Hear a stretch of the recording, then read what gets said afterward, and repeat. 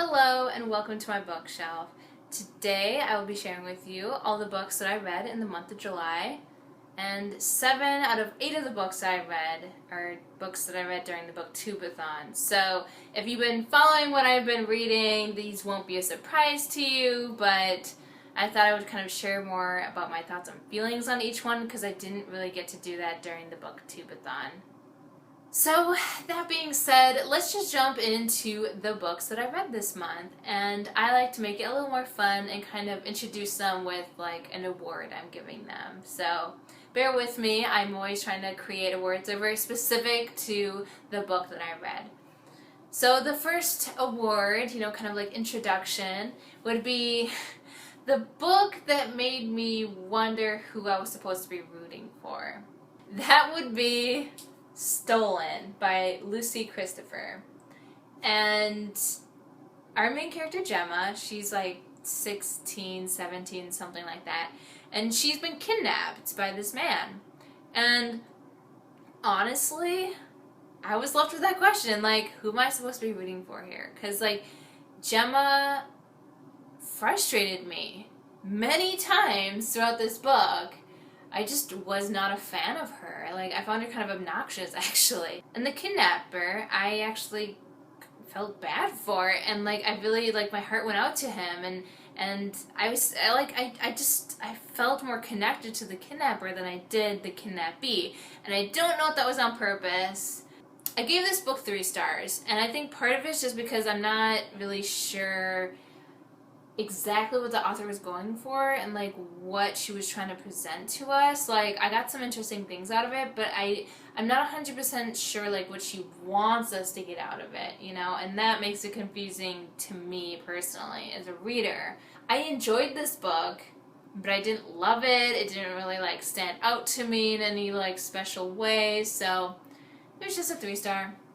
The next award is for the book that was the most deep and intellectual that I read this month, and that would be 3 Years with the Rat by Jay Hosking. And wow, this one, it was definitely a science fiction book for sure, which made it so intellectual. That's why I put that word in there, because it's hard to explain, so I'm going to try to explain it, but it's really confusing. That could be another award, like the most confusing book to read. And just because the way it's written, because you're going back in time, and then you're jumping forward in time, and then you're jumping back in time, and you're constantly doing, like, that's just the format of the book. It's really confusing to explain. It took a little bit to get into that way, but I feel like once you got it, it made sense, and it was really interesting, and it was really engaging, and I really, really liked it. I gave it 4 stars. I really loved it. I considered giving it 5 stars, but I think it's just one of those books I need to sit with a little bit and really think about a bit more, but I did really, really like it, and it's a book that I would like to actually own, I think, just so I can reread it at some point and try to, like, gather more from it.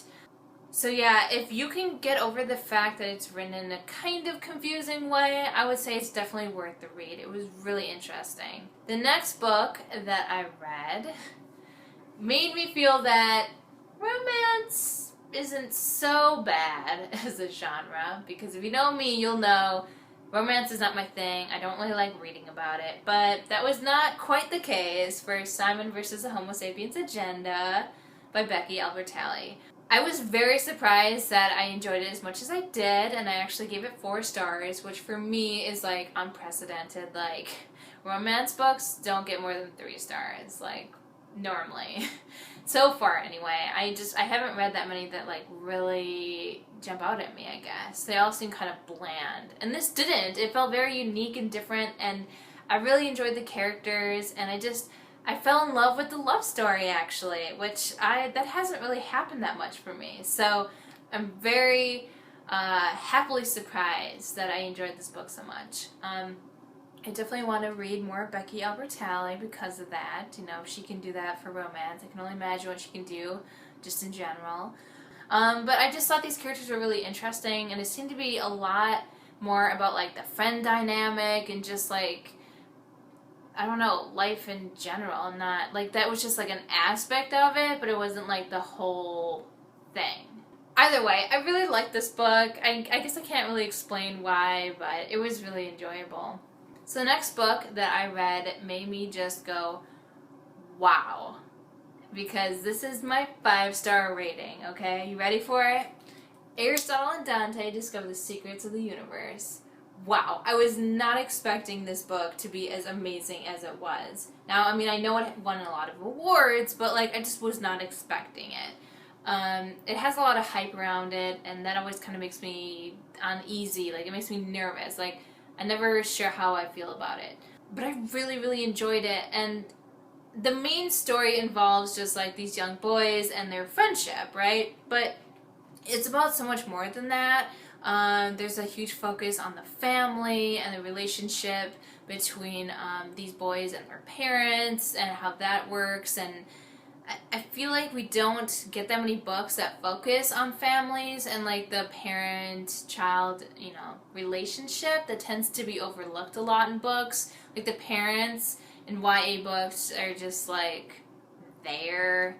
But everyone in this book felt like a fleshed out character, which was just so amazing. I read books for the characters. I really do. And I loved these characters. They were so cool and so interesting. And I just really, really enjoyed this book. And I felt like it had a lot to say. And it wasn't just about like the friendship between these two boys. It was about so much more. And so it was just so good. I was again happily surprised by this book. The next book that I read had me thinking, it just keeps getting better, now doesn't it? And that's in response to the Lunar Chronicles. Okay, like the series keeps getting better. And that would be Cress by Marissa Meyer. I liked Scarlet better than Cinder, and now I like Cress better than both of them. But despite the fact that we have, a huge cast of characters at this point, it didn't seem overwhelming or obnoxious that we were like jumping between characters. I felt like all the characters were so well developed that like you just wanted to know about all the different characters, and so you were excited when you got to be in different, people's perspectives, and I felt like you were instantly like in that person's head, and there was no confusion about like, wait, who is this? Because sometimes it can be confusing. But this wasn't at all to me confusing, even though I feel like it could have been, it wasn't. And it was just this fun, exciting, light read that all the Lunar Chronicles are. There was just so many moments that made me smile and chuckle. It was just a lot of fun, and I really enjoyed the characters in this one as well. And I'm just like so excited because everything's like building and building and building, and I'm like, what is gonna happen next?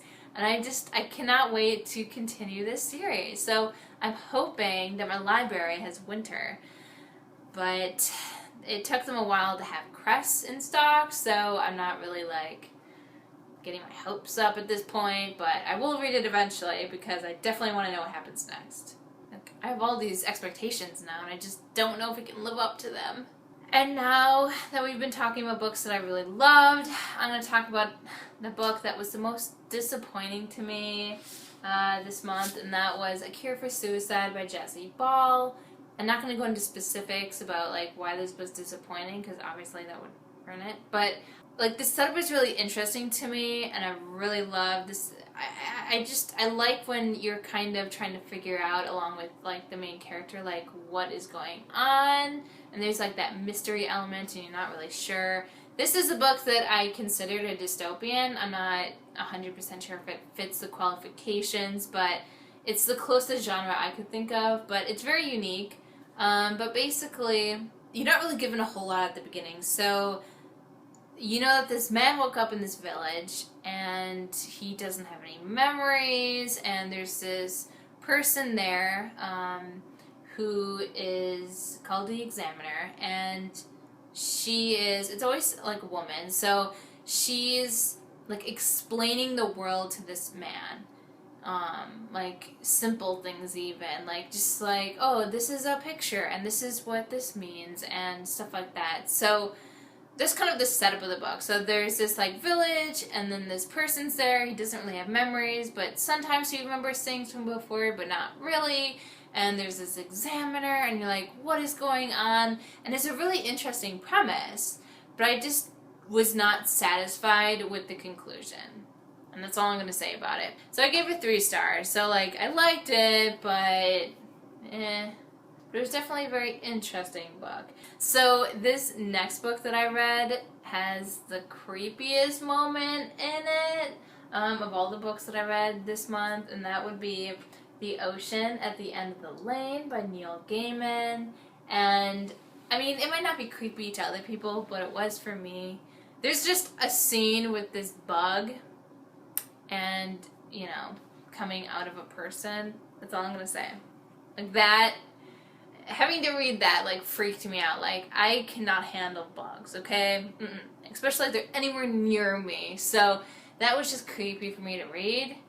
But that aside, I really enjoyed this book. I completely went into it blind. I had no idea what it was about, like 0 idea what it was about.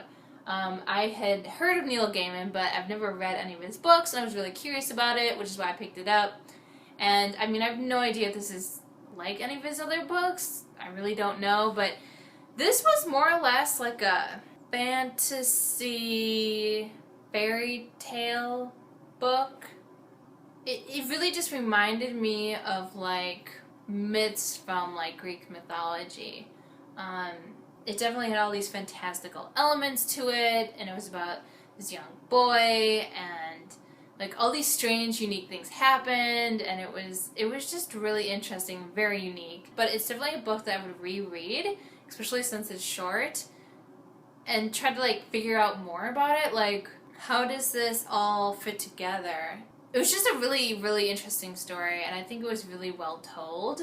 And it felt like a movie to me. Like, it was very cinematic, and it was a really cool reading experience, for sure. I definitely felt engaged in this story.